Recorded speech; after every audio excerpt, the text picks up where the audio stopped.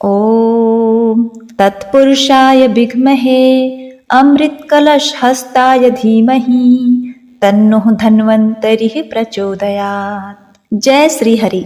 लक्ष्मी सहित श्री गणेश भगवान की जय हो। सबसे पहले आप सभी भक्तगणों को धनतेरस के पावन पर्व की अनंत शुभकामनाएं। भगवान श्री विष्णु, माता लक्ष्मी की कृपा आप सभी भक्तगणों पर सदा सर्वदा बनी रहे। कार्तिक मास कृष्ण पक्ष की त्रयोदशी तिथि को धनतेरस का पावन पर्व मनाया जाता है। इस दिन देवी लक्ष्मी, कुबेर और भगवान धन्वंतरी की पूजा अर्चना की जाती है। धन त्रयोदशी को धनतेरस या धन त्रयोदशी के नाम से भी जाना जाता है, क्योंकि इसी दिन आयुर्वेद के भगवान धन्वंतरी जी का आविर्भाव इस धरातल पर हुआ था। इसलिए इस दिन को स्वास्थ्य, आरोग्य और सुखकारी के लिए भी अत्यंत महत्वपूर्ण माना गया है। इस दिन भगवान धन्वंतरी की पूजा आराधना करनी चाहिए। आज मैं आपको धनतेरस की पौराणिक कथाएं सुनाने जा रही हूँ। इसमें 4 कथाएं प्रमुख हैं, जो अलग अलग रूप और आशीर्वाद को प्रदान करती हैं। ऐसा माना जाता है कि इस दिन भगवान धन्वंतरी समुद्र मंथन के समय अमृत कलश लेकर प्रकट हुए थे। इसीलिए धनतेरस के दिन बर्तन खरीदने की परंपरा होती है। पूजा करने से आरोग्य, सुख की प्राप्ति होती है। धन्वंतरी भगवान विष्णु भगवान के अंशावतार माने जाते हैं और संसार में चिकित्सा विज्ञान के विस्तार और प्रसार के लिए ही भगवान विष्णु का अवतार हुआ था। इस दिन भगवान धन्वंतरी की अपार कृपा प्राप्त होती है और जीवन में कभी भी धन की कमी का सामना नहीं करना पड़ता। मान्यता है कि इस दिन पूजा के दौरान धनतेरस की कथा को पढ़ने या सुनने से शुभ फल की प्राप्ति होती है। जीवन के सभी दुख, दर्द दूर हो जाते हैं। सुख की कामना रखने वाले भक्तगण कमेंट में जय माता लक्ष्मी लिखते हुए वीडियो को लाइक करके कथा का रसपान करें। तो सबसे पहले आप सुनेंगे धन प्रदान करने वाली माता लक्ष्मी की कथा। पौराणिक कथा के अनुसार एक बार भगवान विष्णु ने अपने धाम से निकलकर धरती लोक पर जाने का विचार किया और जब उन्होंने इसकी तैयारी शुरू की तो माता लक्ष्मी उनसे कहने लगी कि हे भगवान, आप कहाँ जा रहे हैं? तब भगवान विष्णु ने कहा, हे देवी, हम धरती लोक पर भ्रमण करने जा रहे हैं। तो यह सुनने के बाद माता लक्ष्मी ने भगवान विष्णु को भी उन्हें साथ ले जाने के लिए कहा। तो भगवान विष्णु बोले कि हे देवी, तुम मेरे साथ चल सकती हो, लेकिन एक शर्त है कि तुम धरती पर पहुंचकर दक्षिण दिशा की तरफ नहीं देखोगी। माता लक्ष्मी ने शर्त मान ली और जैसे ही माँ लक्ष्मी और भगवान विष्णु धरती लोक पर पहुंचे तो सूर्यदेव उदित हो रहे थे। रात्रि में बहुत तेज बारिश हुई थी। इसकी वजह से आसपास का वातावरण हरियाली की वजह से बड़ा ही मनोरम हो गया था। धरती बड़ी ही खूबसूरत नजर आ रही थी। विष्णु जी ने लक्ष्मी जी से कहा कि जब तक मैं न आऊं तुम यहीं ठहरो, मैं दक्षिण दिशा की ओर जा रहा हूं, तुम उधर मत आना। विष्णु जी के जाने पर लक्ष्मी जी के मन में कौतूहल जागा कि आखिर दक्षिण दिशा में ऐसा क्या रहस्य है जो मुझे मना किया गया है, और भगवान स्वयं चले गए। लक्ष्मी जी से रहा न गया और जैसे ही भगवान आगे बढ़े लक्ष्मी जी भी पीछे पीछे चल पड़ी। कुछ ही आगे जाने के बाद उन्हें सरसों का एक खेत दिखाई दिया जिसमें खूब फूल खिले हुए थे। सरसों की मनोरम शोभा देखकर वह मंत्र मुग्ध हो गई और सरसों की कुछ फूल तोड़कर अपना श्रृंगार करने के बाद आगे बढ़ी। आगे जाने पर एक गन्ने के खेत से लक्ष्मी जी ने गन्ने तोड़कर रस चूसने लगी। उधर विष्णु जी आए और यह देखकर लक्ष्मी जी से कहा, हे लक्ष्मी, हे प्रिय, मैंने तुम्हें इधर आने को मना किया था पर तुम न मानी और किसान की चोरी का अपराध कर बैठी। अब तुम इस अपराध के प्रायश्चित में इस किसान की 12 वर्ष तक सेवा करो और समय आने पर मैं स्वयं आपको लेने के लिए आऊंगा। ऐसा कहकर भगवान उन्हें छोड़कर क्षीर सागर चले गए। तब लक्ष्मी जी उस गरीब किसान के घर काम मांगने गईं और एक साधारण स्त्री के रूप में किसान की चाकरी करते हुए उसके घर में रहने लगी। एक दिन लक्ष्मी जी ने उस किसान की पत्नी से कहा कि तुम स्नान कर पहले मेरे द्वारा बनाई गई देवी लक्ष्मी का पूजन करो। रसोई बनाना, तुम जो मांगोगी मिलेगा। किसान की पत्नी ने ऐसा ही किया। पूजा के प्रभाव और लक्ष्मी जी के कृपा से किसान का घर दूसरे ही दिन अन्न धन रत्न स्वर्ण आदि से भर गया। लक्ष्मी जी ने किसान को धन्य धान से परिपूर्ण कर दिया। किसान के 12 वर्ष बड़े ही आनंद से व्यतीत हो गए। फिर 12 वर्ष के बाद लक्ष्मी जी जाने के लिए तैयार हुई।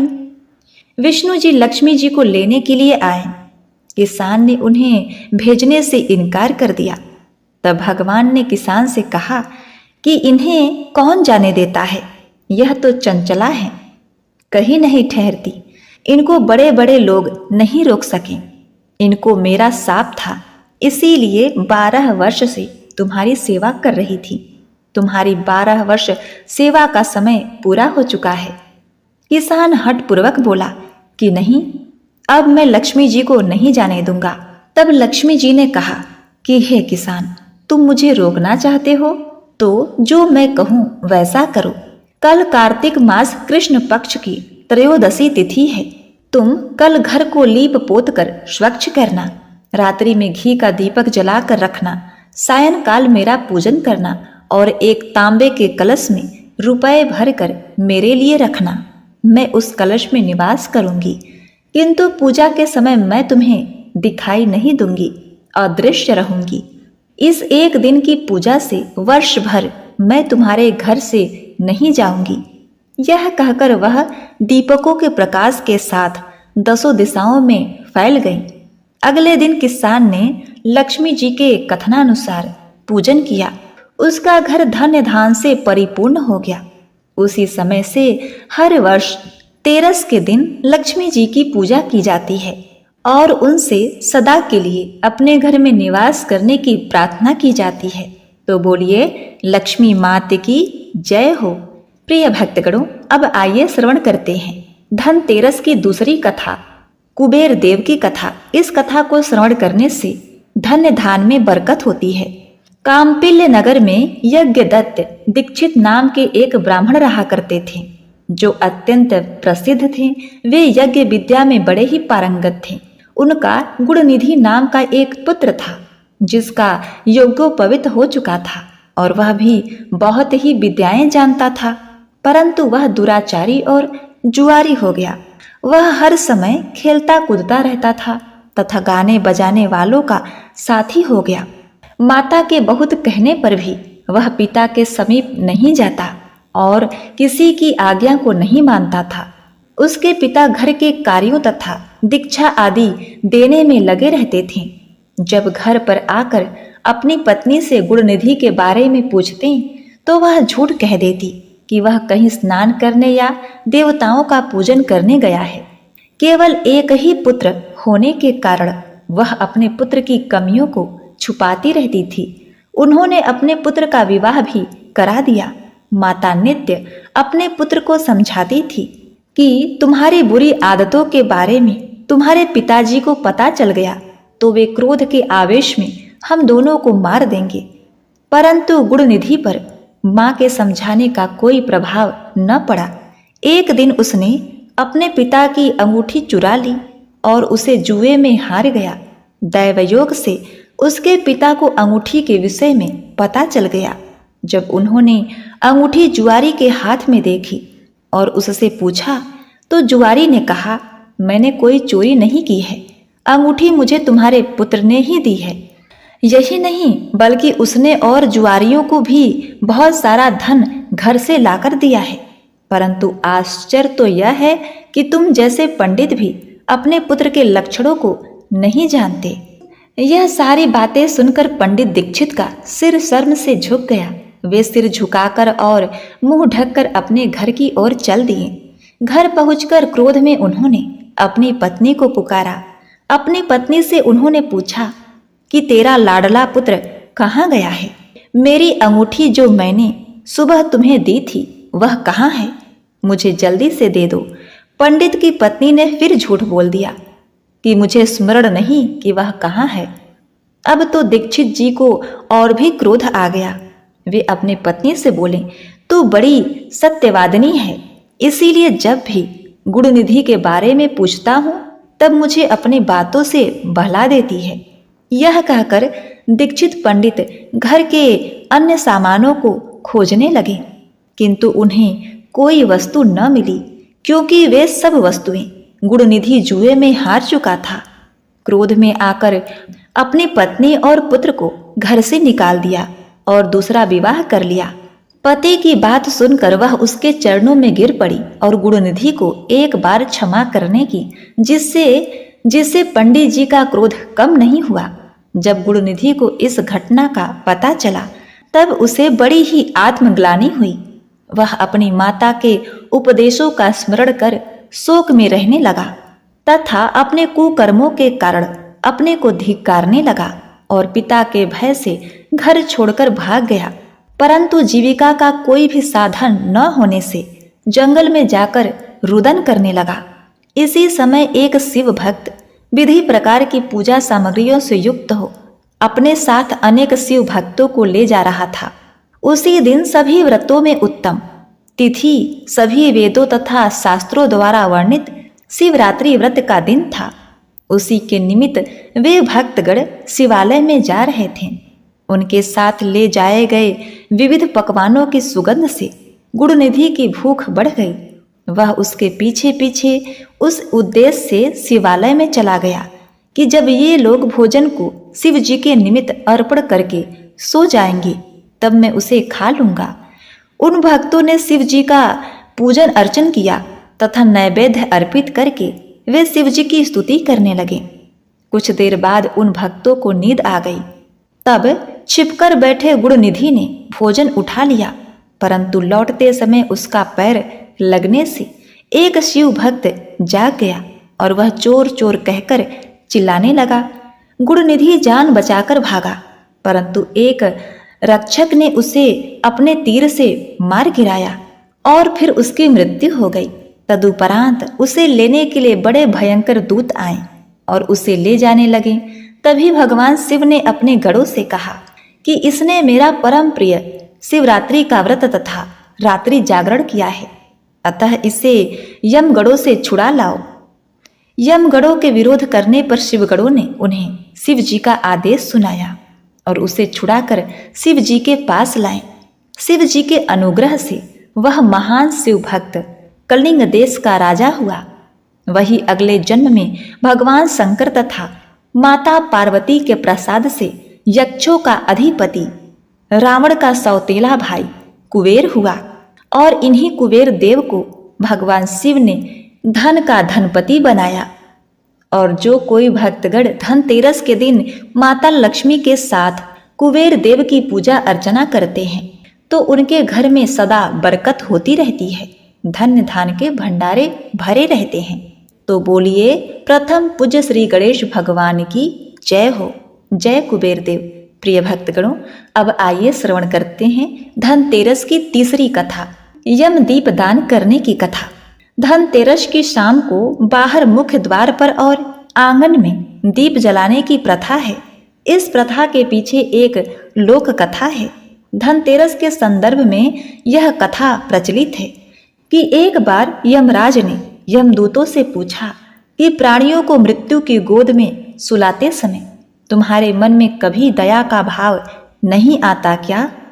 दूतों ने यम देवता के भय से पहले तो कहा कि वह अपना कर्तव्य निभाते हैं और उनकी आज्ञा का पालन करते हैं, परंतु जब यम देवता ने दूतों के मन का भाव भाप लिया तो उन्होंने कहा कि एक बार राजा हेम के ब्रह्मचारी पुत्र का प्राण लेते समय उनकी नवविवाहिता पत्नी का विलाप सुनकर हमारा हृदय भी पसीज गया, लेकिन विधि के विधान के अनुसार हम चाहकर भी कुछ न कर सके। अब यमदूत ने इस कथा को विस्तार से कहा कि किसी समय में एक राजा थे जिनका नाम हेम था। दैव कृपा से उन्हें पुत्र की प्राप्ति हुई। ज्योतिषियों ने जब बालक की कुंडली बनाई तो पता चला कि बालक का विवाह जिस दिन होगा उसके ठीक 4 दिन के बाद वह मृत्यु को प्राप्त हो जाएगा। राजा इस बात को जानकर बहुत ही दुखी हुआ और राजकुमार को ऐसी जगह पर भेज दिया जहां किसी स्त्री की परछाई भी न पड़े। दैवयोग से एक दिन एक राजकुमारी उधर से गुजरी और दोनों एक दूसरे को देखकर मोहित हो गए और उन्होंने गंधर्व विवाह कर लिया। विवाह के पश्चात विधि का विधान सामने आया। विवाह के 4 दिन बाद यमदूत उस राजकुमार के प्राण लेने आ पहुंचे। जब यमदूत राजकुमार के प्राण ले जा रहे थे, उस वक्त नवविवाहिता उसकी पत्नी का विलाप सुनकर उनका हृदय भी द्रवित हो उठा, परंतु विधि के विधान के अनुसार उन्हें अपना कार्य करना पड़ा।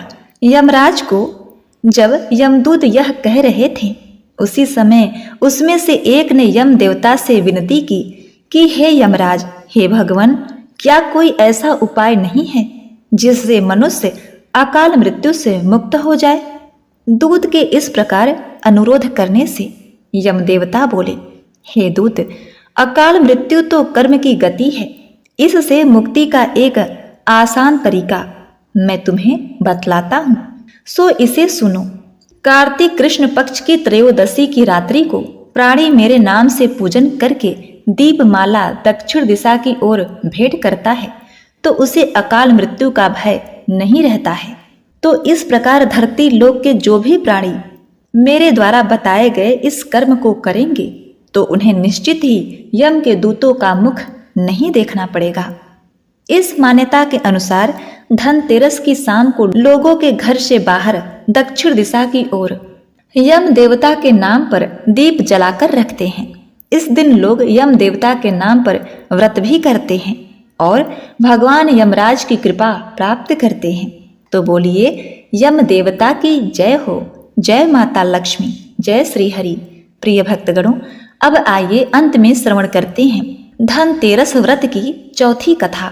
इस कथा को सुनने से खोया हुआ राज धन संपत्ति वापस प्राप्त होता है। कार्तिक कृष्ण त्रयोदशी के दिन देवताओं के कार्य में बाधा डालने के कारण भगवान विष्णु ने असुरों के गुरु शुक्राचार्य की एक आंख फोड़ दी थी। कथा के अनुसार देवताओं को राजा बलि के भय से मुक्ति दिलाने के लिए भगवान विष्णु ने वामन अवतार लिया और राजा बलि के यज्ञ स्थल पर पहुंच गए। शुक्राचार्य ने वामन रूप में श्री भगवान विष्णु को पहचान लिया और राजा बलि से आग्रह किया कि वामन कुछ भी मांगे उन्हें इनकार कर देना। वामन साक्षात भगवान विष्णु हैं। देवताओं की सहायता के लिए तुमसे सब कुछ छीनने के लिए आए हैं। बलि ने शुक्राचार्य की बात नहीं मानी। वामन भगवान द्वारा मांगी गई 3 पग भूमि दान देने के लिए कमंडल से जल लेकर संकल्प लेने लगे। बलि को दान देने से रोकने के लिए शुक्राचार्य जी ने राजा बलि के कमंडल में लघु रूप से प्रवेश कर गए। अब इधर कमंडल से जल निकलने का मार्ग बंद हो गया। वामन भगवान शुक्राचार्य की इस चाल को तुरंत ही समझ गए। भगवान ने अपने हाथ में रखे हुए कुशा को कमंडल में ऐसे रखा कि शुक्राचार्य की एक आंख फूट गई। शुक्राचार्य तुरंत ही कमंडल से निकल आए। बलि ने संकल्प लेकर 3 पग भूमि दान कर दिया। इसके बाद भगवान वामन ने अपने एक पांव से संपूर्ण पृथ्वी को नाप लिया। दूसरे पग से अंतरिक्ष को, तीसरे पग रखने के लिए कोई स्थान नहीं होने पर बलि ने अपना तीसरा पग वामन भगवान के चरणों में रख दिया। बलि दान में अपना सब कुछ गवा बैठा। इस तरह बलि के भय से देवताओं को मुक्ति मिली और राजा बलि ने जो धन संपत्ति देवताओं से छीन ली थी उससे कई गुना धन संपत्ति देवताओं को पुनः प्राप्त हो गई। इस प्रकार भगवान विष्णु ने इस दिन देवताओं का छीना गया इंद्रलोक और उनकी धन संपत्ति उन्हें वापस प्रदान की तथा देवताओं का कल्याण किया। इस कार्तिक माह कृष्ण पक्ष की त्रयोदशी तिथि के दिन समुद्र मंथन के समय भगवान धन्वंतरी अमृत कलश लेकर प्रकट हुए थे। इस तिथि को भगवान धन्वंतरी का जन्म हुआ था, इसलिए इसे धनतेरस या धन त्रयोदशी के नाम से जाना जाता है। क्योंकि इस दिन भगवान धन्वंतरी हाथ में स्वर्ण कलश लेकर सागर मंथन में उत्पन्न हुए और कलश में भरे हुए अमृत से देवताओं को अमर बना दिया। इसलिए इस दिन बर्तन खरीदने की परंपरा है। धन्वंतरि के उत्पन्न होने के 2 दिन बाद देवी लक्ष्मी प्रकट हुई।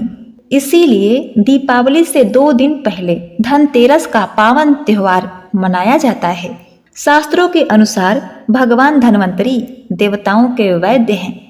इनकी भक्ति और पूजा से आरोग्य, सुख यानी स्वास्थ्य लाभ मिलता है। मान्यता है कि भगवान धन्वंतरि विष्णु के अंशावतार हैं। संसार में चिकित्सा विज्ञान के विस्तार और प्रसार के लिए भी भगवान विष्णु ने धन्वंतरि का अवतार लिया था। इस दिन धन वस्तुएं खरीदने से उसमें 13 गुना वृद्धि होती है। इस अवसर पर लोग धनिया के बीज खरीदकर घर में रखते हैं। दीपावली के बाद इस दिन बीज को लोग अपने बाग बगीचों में, खेतों में बोते हैं। धनतेरस के दिन सोना खरीदने की प्रथा है, जिसके संभव न हो पाने पर लोग चांदी के बर्तन खरीदते हैं। इसके पीछे यह कारण माना जाता है कि यह चंद्रमा का प्रतीक है, जो शीतलता प्रदान करता है और मन में संतोष रूपी धन का वास होता है। संतोष को सबसे बड़ा धन कहा गया है। जिसके पास संतोष है वह स्वस्थ है, सुखी है और वही सबसे धनवान है। भगवान धन्वंतरि जो चिकित्सा के देवता भी हैं, उनसे स्वास्थ्य और सेहत की कामना के लिए संतोष रूपी धन से बड़ा कोई धन नहीं है। लोग इस दिन दीपावली की रात लक्ष्मी गणेश की पूजा हेतु मूर्तियां खरीदते हैं तथा बड़े ही भक्ति भाव प्रसन्न चितमन से धनतेरस का व्रत रख के धनतेरस के दिन पूजा पाठ करते हैं और अपने जीवन को सुखी संपन्न बनाते हैं। तो बोलिए धन्वंतरि भगवान की जय हो। ओम नमो भगवते वासुदेवाय नमः। प्रिय भक्तगणों, इस कथा के समापन में अब आइए श्रवण करते हैं माता लक्ष्मी जी की चालीसा और भगवान विष्णु जी की आरती। इसके बाद यह कथा संपूर्ण होती है। मातु लक्ष्मी करी कृपा, करो हृदय में वास, मनोकामना सिद्ध करे, पुरहु मेरी काज। सिंधु सुता विष्णु प्रिय, नत सिर बारंबार, रिद्धि सिद्धि मंगल प्रदे, नत सिर बारंबार। यही मोर अरदास, हाथ जोड़ विनती करूं, सब विधि करूं सुहाव। जय जननी जगदम्बिका। सिंधु सुता मां सुमिरो तोहि, ज्ञान बुद्धि विद्या दो मोहि। तुम समान नहीं कोई उपकारी, सब विधि पुरहु आस हमारी। जय जय जगत जननी अंबिका, सबके तुम ही हो स्वावलंबा। तुम ही हो घट घट के वासी, विनती यही हमारी खासी। जग जननी जय सिंधु कुमारी, दीनन की तुम हो हितकारी। बिनो नित्य तुम्हारी महारानी, कृपा करो जग जननी भवानी। केहि विधि स्तुति करो तिहारी, सुधि लीजय अपराध विसारी। कृपा दृष्टि चितओ मन ओरी, जगत जननी विनती सुन मोरी। ज्ञान बुद्धि जय सुख की दाता, संकट हरो हमारी माता। क्षीर सिंधु जब विष्णु मथायो, 14 रत्न सिंधु में पायो। 14 रत्न में तुम सुख राशि, सेवा की जो प्रभु बनी दासी। जब जब जन्म जहाँ प्रभु लीन्हा, रूप बदलतः सेवा कीन्हा। स्वयं विष्णु जब नर तनु धारा, लीन्हु अवधपुरी अवतारा। तब तुम प्रकट जनकपुर माही, सेवा कियो हृदय पुलकाहि। अपनायो तेहि अंतर्यामी, विश्व विदित त्रिभुवन की स्वामी। तुम सब प्रलय शक्ति नहीं आनी, कहतक महिमा कहूँ बखानी। मन क्रम वचन करे केवाई, मन इच्छित वांछित फल पाई। तजी छल कपट चतुराई, पूजहि विविध भांति मन लाई। और हाल में कहो बुझाई, जो यह पाठ करे मन लाई। ताहो कोई कष्ट न होई, मन इच्छित फल पावे फल सोई। त्राहि त्राहि जय दुख निवारिणी, त्रिविधि ताप भव बंधन हारिणी। जो यह चालीसा पढ़े और पढ़ावे, इसे ध्यान लगा कर सुने सुनावे। ताको कोई न रोग सतावे, पुत्र आदि धन संपत्ति पावे। पुत्रहीन और संपत्तिहीना, अंधा बधिर कोढ़ी अति दीना। विप्र बोलाय के पाठ कराओ, शंका दिल में कभी न लावो। पाठ करावो दीन चालीसा, ताकर कृपा करे गौरीशा। सुख संपत्ति बहुत सी पावे, कभी नहीं काहू की आवे। 12 मास करे जो पूजा, ते ही सम अन्य और नहीं दूजा। प्रतिदिन पाठ करे मन माही, उस सम कोई जग में नाही। बहुविधि क्या मैं करो बड़ाई, ले परीक्षा ध्यान लगाई। करी विश्वास करे व्रत नेमा, होय सिद्धि उपजय उर प्रेमा। जय जय लक्ष्मी महारानी, सब में व्यापित जो गुण खानी। तुम्हरो तेज प्रबल जग माही, तुम सबको दयाल कहु नाही। मोहि अनाथ की सुधि अब लीजय, संकट काटी भक्ति मोहि दीजय। भूल चूक करी क्षमा हमारी, दर्शन दीजे दया निहारी। विन दर्शन व्याकुल अधिकारी, तुम ही अक्षत दुख सहते भारी। नहीं मोहि ज्ञान बुद्धि है तन में, जग जानत हो अपने मन में। रूप चतुर्भुज करके धारण, कष्ट मोर अब करहु निवारण। कही उपकार मैं करो बड़ाई, जान बुद्धि मोहि नहीं अधिकाई। रामदास अब कहाई पुकारे, करो दूर तुम विपति हमारी। त्राहि त्राहि दुख हरड़ि हरो, बेग सब त्रास। जयति जयति जय लक्ष्मी करो, शत्रुवन का नाश। रामदास धरि ध्यान नित, विनय करत कर जोर। मातु लक्ष्मी दास कर, करहु दया की कोर। जय माता लक्ष्मी। ओम नमः शिवाय।